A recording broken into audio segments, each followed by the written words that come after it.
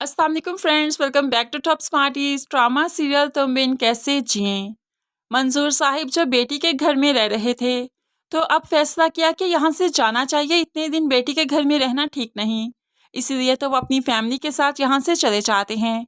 उनके जाने के बाद अदील अपनी माँ से कहने लगा, हमने फैसला किया था, शादी से पहले ही हमने ये डिसाइड कर लिया था कि हम अपने वलीमे का खाना यतीमखाने में देंगे, तो माँ आज हम वहीं पर जा रहे हैं।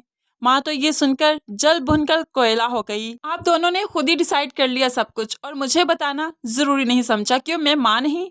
ऐसे में अदील बस माँ को ऐसे बोलता हुआ छोड़ तैयार होने चला जाता है। ज़ारा और अदील अच्छे से तैयार होते हैं तो ज़ारा सास के गुस्से की वजह से परेशान भी है, इसलिए तो अदील को ढाल समझते हुए उसे कहने लगी, आप मेरी बहुत बड़ी ढाल हैं, आपके बगैर तो मैं कुछ भी नहीं, मेरे तो जीने का तसव्वुर भी नहीं। तो ऐसे में अदील बहुत ही प्यार से बैंगल ज़ारा को पहनाते हुए अपने होने का एहसास दिलवाता है। कभी भी तुमसे दूर नहीं जाऊंगा, हमेशा तुम्हारे सामने ऐसे ही खड़ा रहूंगा, तुम फिक्र क्यों करती हो। इस तरह से ज़ारा की नम आंखों के बाद उसके होंठों पर मुस्कुराहट आ ही जाती है। अब दोनों ही खुशी खुशी यतीमखाने जाते हैं, वहाँ पर बच्चों को खाना देते हैं, उनके साथ बहुत अच्छा वक्त भी गुजारते हैं। ये चीज़ ज़ारा और अदील को काफ़ी खुशी देती है।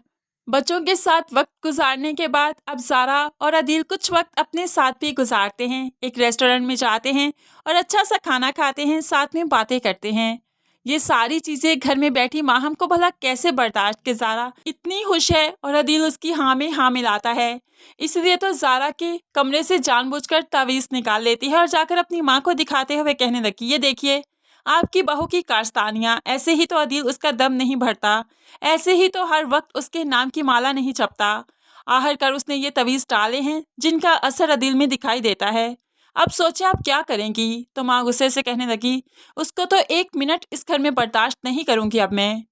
तो अब उसे माँ हम याद करवाती है कि वो आपकी मर्ज़ी से इस घर में नहीं आई, ना ही आपकी मर्ज़ी से इस घर से जाएगी। आपकी तो आपके बेटे ने एक नहीं सुनी और इसे इस घर में ले आया। आप भला क्या कर सकती हैं। माँ को और ज़्यादा गुस्सा दिलवा रही है ये माहम। दूसरी तरफ माहीन ने जब से ज़ारा की आंखों में आंसू देखे बहुत परेशान है कि अब अपने माँ बाप पर ही भड़कने लगी कि आपने सही फैसला नहीं किया ज़ारा के लिए। मैंने तो उसे कह दिया कि जब इन लोगों से बेजार हो जाओ तो हमारे पास चली आना, हमें बताना, हम फ़ौरन आ जाएंगे। माँ माहीन को डांटने लगी, क्यों कहा तुमने उसे ऐसा। घर में एडजस्ट करना पड़ता है, लोगों के दिलों में जगह बनानी पड़ती है। लेकिन माहीन को कुछ नहीं सुनना। बस मुझे मेरी बहन की आंखों में आंसू नहीं देखने। वो यहाँ आएगी तो बस यहीं पर रहेगी और फिर माहीन की ये बातें बहुत जल्द सच भी हो जाएंगी, क्योंकि आगे चलकर अदील की डेथ हो जाएगी और फिर ज़ारा को मेके आकर ही तो रहना है, क्योंकि ज़ारा के साथ बहुत ही बुरा होने वाला है।